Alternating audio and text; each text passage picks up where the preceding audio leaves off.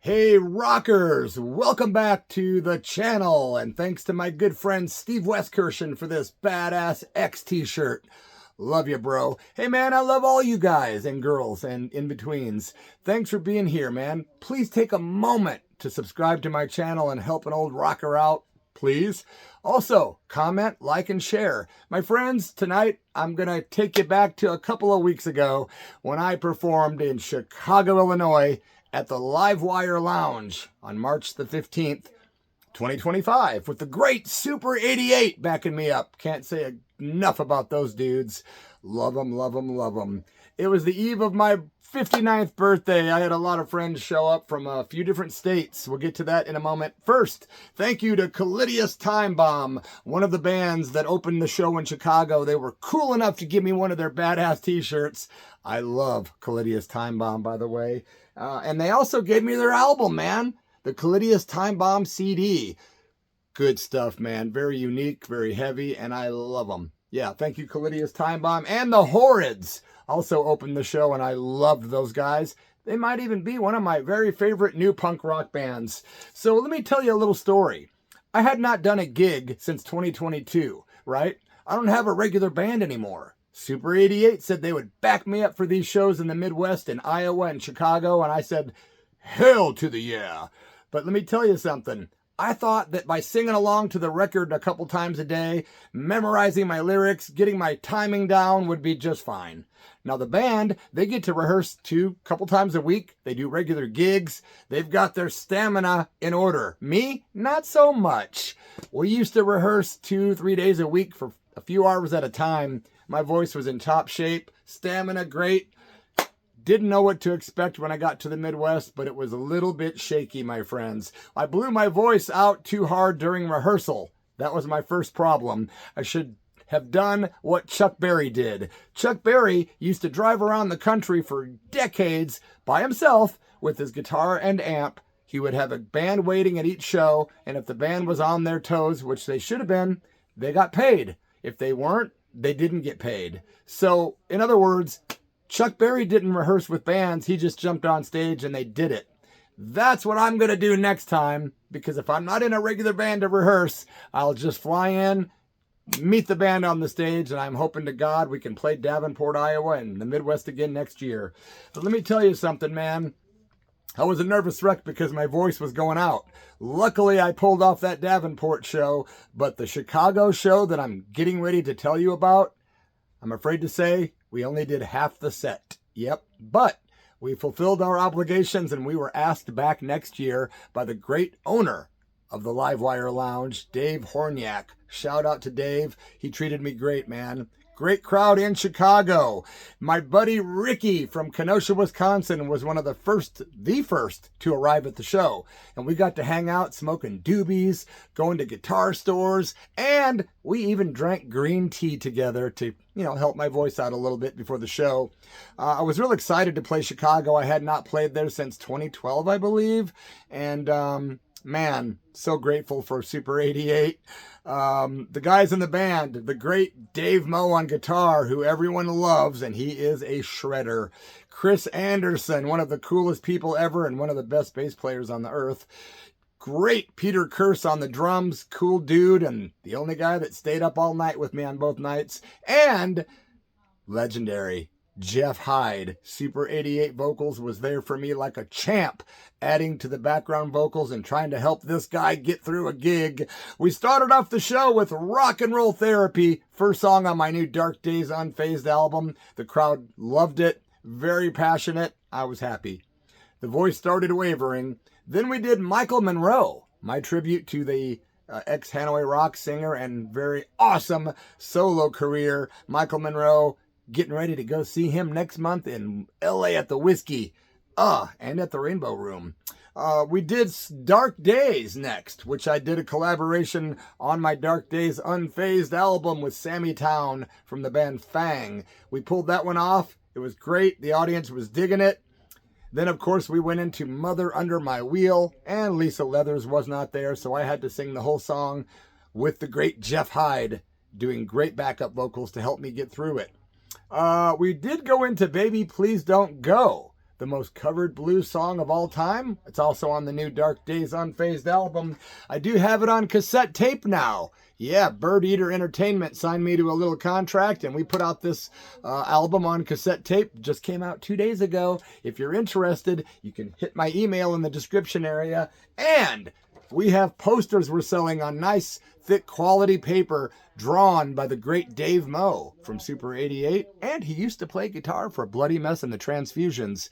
These bad boys are for sale. And we have the artwork from the Davenport show. So if you're interested in these, they are signed by the legendary Dave Moe and myself. Pretty inexpensive. My email is in the description area if you want to hit me up. After Baby Please Don't Go, I started realizing this is a losing battle. I've got to get off stage soon. And thank goodness I had an audience full of very happy people, very supportive people, including my youngest daughter, Audrey, who I can't give enough love to for helping her dad out on this mini tour. She was a champ, kept me hydrated, kept all the good holistic medicines in me that I needed, B12, vitamin C, all that good stuff. And Audrey was kind enough to help me out at this gig because when we did Roadhouse Blues, my vocals were going. But she jumped up on stage because she was so happy, partying, proud of her dad, and she knew, hey, his voice is going out, so she jumped up there like Flavor Flav. Yep, my very own hype man, or hype woman, or whatever, hype person. Thank you, Audrey.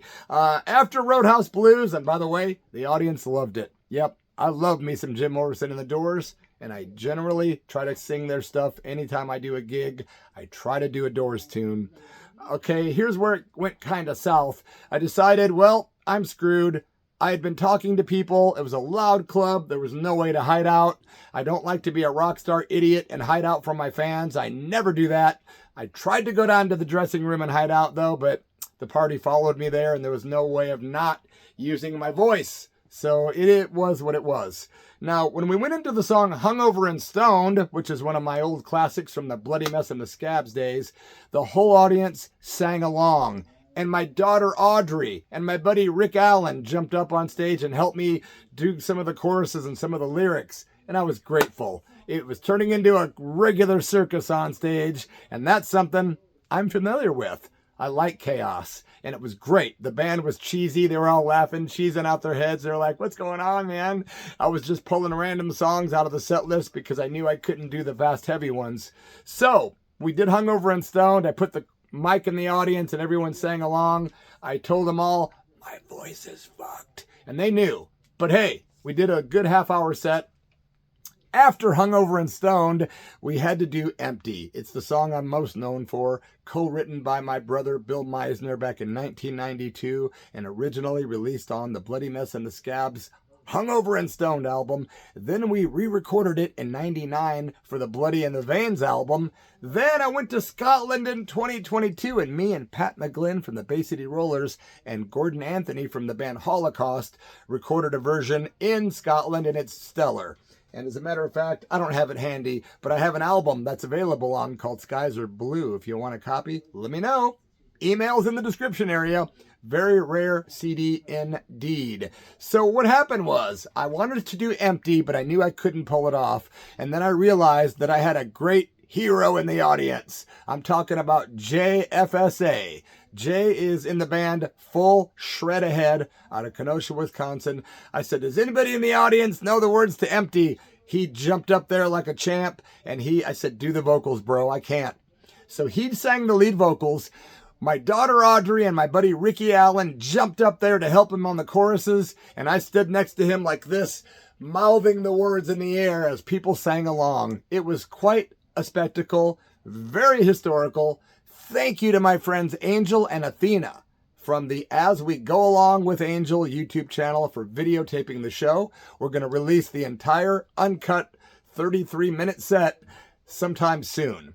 Please subscribe to my friend's channel. It's called As We Go Along with Angel, and he has done 2 interviews with me on that channel that you might find interesting. And we're doing a 3rd one this Sunday. That's right. It's called Firesign Chats with Angel. Always a pleasure, Angel and Athena. Thank you. I also made some other notes on my paper here. It was my birthday at midnight that night. So we were down in the green room once the show ended, and we were hanging out. People were partying, and all of a sudden, all the boys start singing happy birthday to me, man. It was so freaking cool. And I got to tell you another interesting story that happened. A good friend of mine and a big fan of the channel and a fan of my music, but he's more like family to me. Name is Glenn Taylor. This guy jumped in his car in Kansas City, Missouri, to come to see me in Davenport, right? The night before Chicago. His car broke down on the way. This guy says, screw it. I'm hopping a bus and I'm coming to Davenport. And he missed the show. So he texted me and said, I'm on another bus headed to Chicago. I'm like, wow, dude, I love this guy. And I'll tell you what happened. Glenn Taylor showed up at that show about an hour and a half before we went on stage. He made it. He made it. What a legend. Glenn Taylor, I love you to death, my brother. I've never seen anyone do what you did to get to my show, and I appreciate the hell out of you, bro. What a good freaking guy. And Glenn's helped me out in more ways than one. Thank you, brother Glenn. We were selling a lot of merch at the show. We were hanging out. And I got to tell you guys something honest.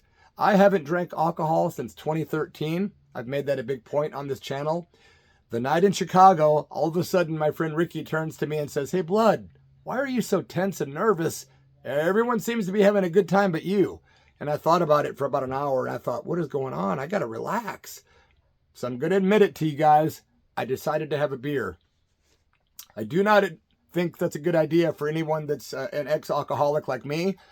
But I never went to meetings. I never took sobriety so seriously as to count days that I was sober. I just got tired of drinking, right? So that night I ordered a PBR tall boy. I drank half that beer, and I swear to you, it was like an old friend visiting me. Again, I do not recommend this. If you've quit drinking, don't go back to it.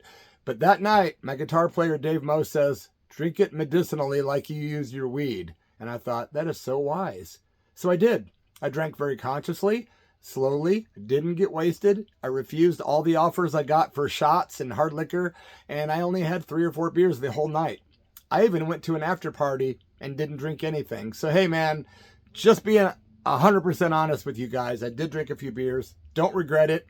And I'll tell you what, the next time I ever have a beer, it'll probably be the next time I do a gig, because I realize it's a great social tool for getting rid of nervousness and anxiety, and it's better than Xanax or something like that, right? So anyway, I digress. I'm fine. I don't have any desire to drink anymore. So don't be mad at me, man, or let down. I'm being honest, at least, right? I can't thank the band enough, man. I can't thank all the people that came from Kenosha, Wisconsin, parts of Illinois, people that came from, Missouri, Glenn Taylor. It was just really cool to see the Kenosha crowd and the Chicago folks. A lot of old-time fans, people that have known me 30, 40 years. I've never seen so much love except for the night before, of course, in Davenport. It was really, really, really touching for me, man. After the show, I got invited to stay at a great guy's house named Romito. Romito, thank you for your hospitality and all the home-cooked food and the snacks and the weed and giving me a place to stay. Thank you to daughter Audrey for facilitating that. I met some good people when I was at Romito's, and you know who you are, Mufasa. Love you, man. Not much more to the story except to thank you to Punk Rock Tacos and Noah. He was there supporting me that night. What a good dude, man. I had a good time in Chicago. It had been a long time since I walked the streets of the Windy City, and I missed that place because I was, stomping around there in the 80s and 90s quite a bit, walking through the alleys, drinking, smoking, causing trouble, and seeing a lot of great rock and roll and punk rock. My friends, thanks for listening to my tale. A lot of people have been asking about it. That's kind of the story in a nutshell. There are more things I could discuss, but it's all rudimentary, my dear. I had a good time. Thank you guys for showing up to my show in Chicago. And if you were there, please leave a comment below. And I don't care what you say. Just leave a comment and tell me that you were there. I appreciate each and every one of you guys from the bottom of my black little heart. And once again, if you're interested in the poster art from the Chicago or the Davenport shows, they are for sale. They are autographed. There's not a lot left. Just hit me up in my email in the description area if you would like that. Or my new Dark Days Unfazed on CD or cassette tape. I'm losing it, man. But the CD is available too. Thanks once again for watching. Thank you for subscribing. I will be back very soon for another punk, rock, metal, or curveball tale. And if you have any requests for stories and you know of a story that I haven't told, feel free to leave it in the comments below. Adios, stay young, stay real, and follow the path according to your own heart. Rock and roll, mofos! Cheers!